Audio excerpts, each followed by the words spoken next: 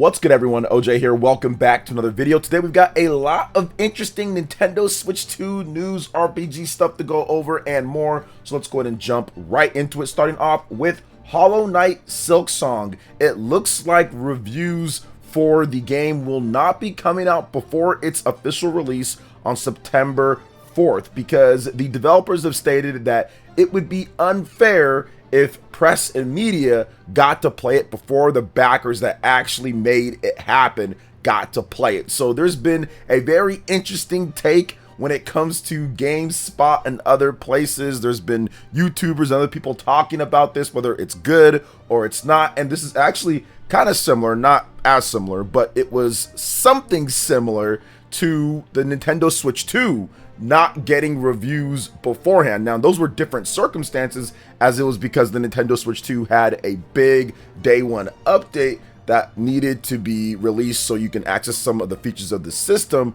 Whereas with Hollow Knight, they're specifically doing that on purpose as like, hey, this is a nod to the fans out there overall because they're the ones who made this happen. They're the ones who made us be where we are at this point. So it's kind of like a similar thing happening overall, but very different circumstances why it's actually happening. So GameSpot put up this, says, will you still buy Silksong even if it has no reviews at launch? So unlikely Silksong will have any reviews before launch. Team Cherry won't be sending out early access codes to media outlets, partly so reviewers don't get to play it before those who backed the original game on Kickstarter. And I'll give my opinion. This is actually based. I'm pretty goated from Team Cherry. Now listen, I've had my criticism on them taking, so long to give us any type of updates or anything like that. Some people thought that it was vaporware overall. And listen, I get that. But for me, at least, nobody's entitled to a review code overall or anything like that. And I'm pretty sure media will get their review codes and everything. But honestly, what they're doing here actually is kind of cool. And I personally do not need any reviews in order to buy a game. Now, I do review roundups to get a gist of what's going on, but I never look at reviews and say, I'm going to buy it now at this point. And I'm going to tell you guys the reason why. GameSpot, the same people that put up this tweet, I remember reading their review and also IGN's review of Lost Odyssey. They gave Lost Odyssey on the Xbox 360 a 7.5 out of 10. That game is not a 7.5 out of 10. It's one of the best RPGs ever made. It's an Xbox 360 RPG that you can play on your Xbox One or Xbox Series. It's made by Hironobu Sakaguchi, the creator of Final Fantasy and Mistwalker. It got Uematsu on the music. That game is phenomenal. It is so good. And a 7.5 back in 2008, that's when I realized that I need to stop listening to reviews and start watching the gameplay and seeing what's up myself overall and kind of deciphering through what I normally like and just essentially looking at it and saying, okay, this is what's good, this is what's not, and factoring in some things, but I'll never be using their reviews in order to pick a game ever again. I played Lost Odyssey 2 years after it came out in 2010 and said this will be the last that I ever do of this when it comes to a review, because 2 years, I probably should have played it back in 2008, but the reviews kind of pushed me away, like, oh, I can just wait. But no, that game was worth it in terms of a day one release. So for me, this is actually based when it comes to Hollow Knight Silksong. I like the fact that the people who backed the game and who've been waiting for almost a decade at this point, not quite a decade, but you guys know what I'm saying. 2019, when it comes to the reveal, been waiting for a hot minute, half decade plus. They're the ones that deserve to be able to play the game early. They're the ones who deserve to be able to play the game, not the media overall. Okay, so let's just say that right now. And I think that the backers, they're the ones who should get it first and they should be able to play. So I have no problem whatsoever with Team Cherry doing this, and it's the least they can do after taking the amount of time that they took. But Silksong looks beautiful. If you see it on the Nintendo Switch 2, it's running at 120 FPS. They showed it running on the ROG Ally, Xbox XZ1, whatever it's called. It's gonna run, look, play great on every single platform that it's on. So I'm super excited to pick up the game on September 4th. So I think it's based. I think this is a good idea, in my opinion. I think it's the ultimate gesture to the fans, to the backers that actually stood up and stood with it for all this time period and put up with the no updates and all of that, which I still feel that they should have done some updates. Like, I think that going radio silent and stuff, that's not a good idea. Like, I get it, they're working on it, but for them to go almost near radio silent, there were some updates here and there. To me, that's a problem. But what's done is done. It's over with, and now the backers get to be able to play it when it comes out. So what do you guys think about Hollow Knight Silksong and what they're doing here? Team Cherry, do you think it's a good idea or a bad idea that they're not going to be giving out early press codes out to the reviewers? Let me know in the comment section below. But before we get into the next topic, please make sure you hit that like button, subscribe if you're someone new, and click that notification bell to get my videos as soon as they drop. All right, let's get into this situation with Final Fantasy VII Remake Intergrade on the Nintendo Switch 2. Now, we're still kind of figuring out exactly what the technical specifications of the game will be, and there's been some thoughts. Is it going to be 60? Is it going to be 30? Now, the new option appears. Potentially 40 FPS. Now, don't take this as 100% at this point, guys, because these pre-release stuff with demo builds or pre-release builds or at game shows and stuff like that, like, sometimes they're not accurate. But let's talk about it. So it does seem like a Square Enix employee might have revealed that Final Fantasy VII Remake Intergrade on the Nintendo Switch 2 is running at 40 FPS with a performance mode and maybe 30 FPS with the quality modes. Let's get into what was apparently said here. My apologies for the mistake I made in this video. I genuinely believe the game was running at 60 FPS. Having looked over the gameplay though, it appears to be locked 30 FPS. However, staff on the Final Fantasy booth have subsequently cleared things up, confirming that the game was actually running at 40 FPS. All in all, the game runs super smooth and feels great to play on the Nintendo Switch 2. So that seems to be what was going on there. Apparently it was from a Reddit thread from somebody who was playing it at like Fan Expo Canada or Gamescom or something like that overall. So there you go. It was from a Reddit thread overall, and we might see this running at 40 FPS, and I think that's pretty good. I think that if you can get games running at 40 FPS, the Nintendo Switch 2 is not as powerful as the PlayStation 5 when it comes to running some of these bigger games. But if you can get it running at 10 FPS over what we saw on PlayStation 4, PlayStation 4 Pro, that's actually pretty good considering what the Nintendo Switch is at this point. And I think that 40 FPS feels pretty good at times. Once again, if you can implement it good, it feels better than 30 FPS. Clearly not as good as 60 FPS or 120 FPS. But still, for a major big game like this, I don't think that's going to be too bad. I know that Cyberpunk 2077 also had a target 40 FPS mode,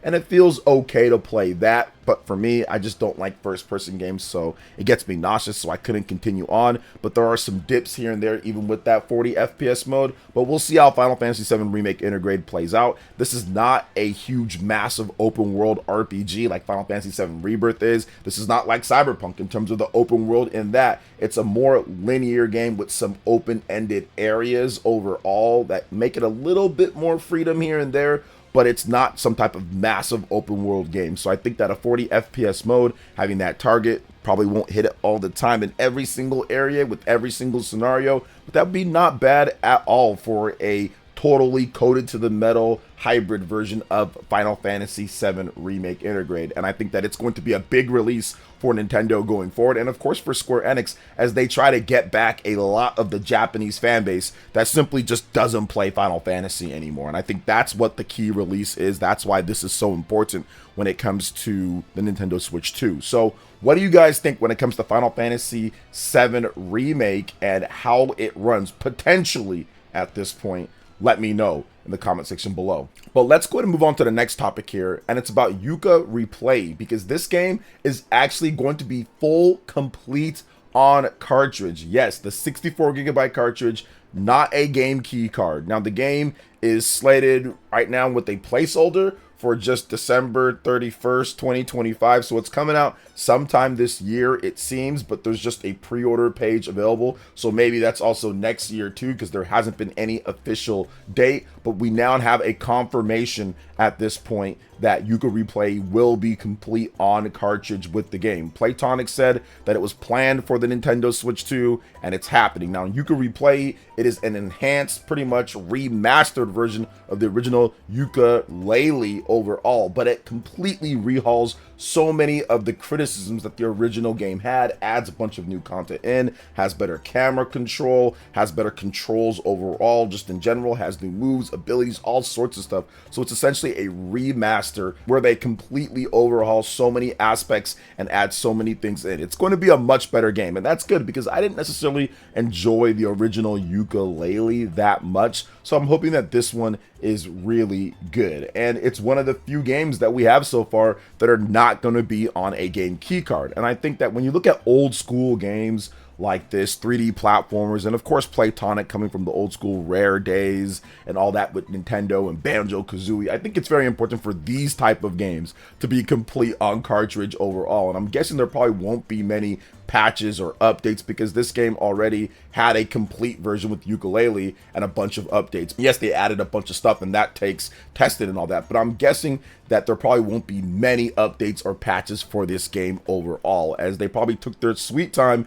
to get this one ready to go. So I think that that's awesome. Plug and play, put the game in the system and play it. It's also coming to Xbox, PlayStation as well, but I think that now with the confirmation that it's not a game key card at this point, and the fact that it is going to be fully on cartridge, that's really going to boost the appeal of the game for old school fans and collectors alike. And it does seem like it's not too expensive either. They're talking about 50 bucks for the game overall, but I saw it in Canadian, so we have to kind of completely wait and see on that one. But yeah, it doesn't seem like it's going to be like a $70 or $80 game overall, and they're actually fronting the money for the cartridge too, so that's really good on Playtonic on that one. And I think that they have some confidence in it that the Nintendo Switch 2 version is actually going to sell decently for them to do that, because they had to make this decision a while ago for the cartridge production of the game. So I think that they're confident that people are going to pick this one up on the Nintendo Switch 2. Otherwise, it might be a huge loss if no one's going to buy this game on Switch 2. That could be a huge loss to them overall. But it does seem, right now at least, that Yooka-Replaylee is going to be a solid experience overall from what we've seen so far with the initial trailer. And of course, now that we have the confirmation that it's going to be physical on cart, that even makes it better when it comes to what people feel about the physical gaming on the Nintendo Switch 2. So what do you guys think about Yooka-Replaylee coming physical on cartridge overall? You guys planning on picking this one up? Let me know in the comment section below. But let's go and move on to the next topic here, and we've got some more updates on Resident Evil Code Veronica Remake. Dusk Golem, who recently talked about how Capcom does plan on bringing back Resident Evil 0 and Resident Evil Code Veronica and remakes, but he doesn't exactly know what order they're going to be in overall. But now he's specifically talking about Resident Evil Code Veronica and how that's being handled by the same team who worked on Resident Evil 2 Remake and Resident Evil 4 Remake, which those are treated as the major big budget AAA type of Resident Evil remakes. For those who don't know, Resident Evil 3 Remake was not treated that way. It was treated as more of a smaller remake that cut out a number of content in order to save on development cost. So that was not necessarily, I would say, looked at in the same way, and does not have the same type of Metacritic and content that Resident Evil 2 and Resident Evil 4 Remake have. So maybe Resident Evil 0 Remake is being made by the people who made Resident Evil 3 Remake. Maybe that's going to be the smaller one.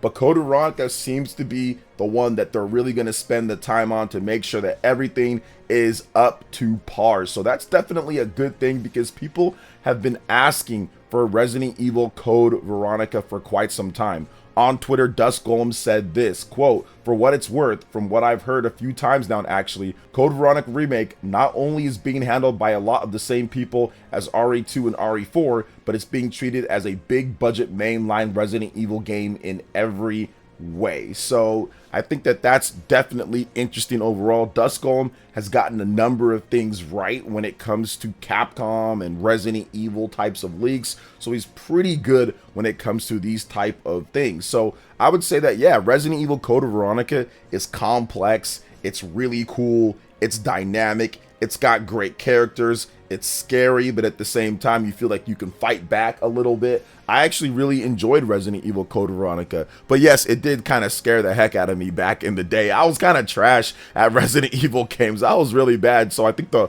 controls and how it played that was part of getting better at the game. Some people were really good with the controls with Resident Evil, and I was never one of those people that was really good with Resident Evil 1, Resident Evil 2, Resident Evil 3, like the original Resident Evil games. It wasn't until Resident Evil 4 that, yes, there was tank controls, but obviously the shooting and gunplay was the focus of that game. I got really good at Resident Evil 4 overall, really good at Resident Evil 5, but I was never really good at the original Resident Evil games. Liked them and played them, but never really good at them, and I think that kind of added a little bit to the fear for me, at least because of the controls and everything.